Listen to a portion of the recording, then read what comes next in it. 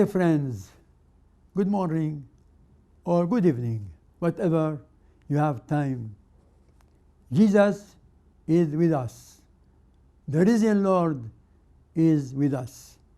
You are my friends. I am happy to speak to you as friends, brothers, sisters, in the same faith. It is your faith and my faith, and the faith of our ancestors. We share this wonderful heritage of the faith of the Eastern churches where Christianity was born.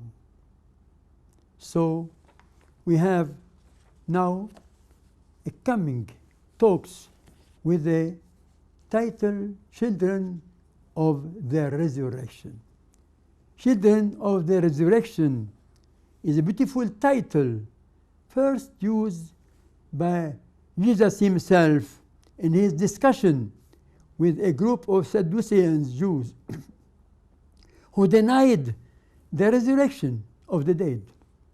Christ countered their argument by saying that human beings after death are equal unto the angels. He added, they are the children of God, being children of the resurrection. He added, now that the dead are raised, even Moses showed us the bush when he calls the Lord the God of Abraham and the God of Isaac and the God of Jacob. For he is not a God of dead, but of the living. For all live in him. Thus is the first presentation of the theme, Children of the Resurrection, by Jesus himself. For each of you, this means that because you have been created in the image and likeness of God, you are a child of God, of life and the resurrection. Children of the Resurrection. It is a splendid title given in the first centuries to Christians in the East, especially in Antioch. They are children of life since they participate in the resurrection of Jesus Christ. I have the great pleasure in addressing you, my dear friends, by this most noble and deathless title. You are children of the resurrection. You are children of him who said, I am the resurrection and the life. You are children of him who rose from dead, Lazarus, and the son of the widow in Nain in North Palestine, and Lazarus, Jesus' friend. You are children of this life of Jesus, the life. This expression was widely used to designate the monks of Palestine and elsewhere in the East.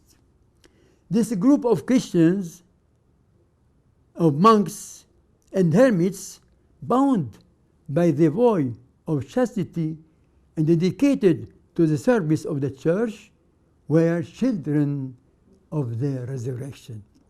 Evidently, the basic condition for membership for this group was holy baptism. Through the baptism, we became children of the resurrection. So baptism, your baptism, my baptism, is closely bound with the resurrection. It used to be conferred on the holy day of Pascha, of Easter. As St. Paul says, now you are not that of many, so many of us are baptized into Jesus Christ, we baptized into his death. So baptism and death and life are together. Therefore, we are buried with him by baptism into death, that like as Christ was raised up from the dead by the glory of the Father, even so we also should walk in newness of life, new life. For if we have been planted together in the likeness of his death, we shall be also in the likeness of his resurrection. This is also the chapter what I read already. We read for the sacrament of baptism, since baptism is a covenant with the risen and ever-living Christ. Baptism is a call for a new life in Christ. That is why the early Christians postponed receiving baptism until the time when they felt able to be faithful to the baptismal promises, especially their rejection of the evil and sin, putting on the life of grace in Christ, thus becoming children of the resurrection. The community of those baptized in Christ is a living community, a resurrection community, comprising children of the resurrection.